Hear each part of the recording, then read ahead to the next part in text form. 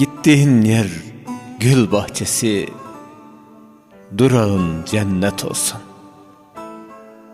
Rabbim rahmetiyle sarıp sarmalasın seni. Azaptan korusun, merhamet etsin ve seni çok sevsin. Sen ki dünyada gülmedin, sevgi nedir görmedin. Hep çilekeş gariptin. Allah'a emanet ol babam, Allah'a emanet ol.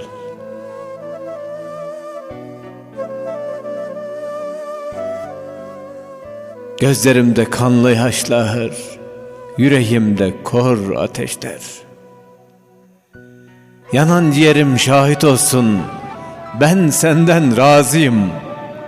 Allah da razı olsun babam, Allah da razı olsun. Yüreğimde uhde kaldı, seni son kez görememek. Ellerini öpüp ben geldim babam diyememek. Kokunu bir çırpıda ciğerlerime çekip hapsetmek isterdim. Yastığını kokladım, kanlı yaşlar, kanlı yaşlar döktü gözlerim. Canhıraş son kez göreyim diye yüzünü açtım. Solgun yüzün kalbime hançer misali, hançer misali saplandı babam. Ellerini öptüm, son kez sarıldım.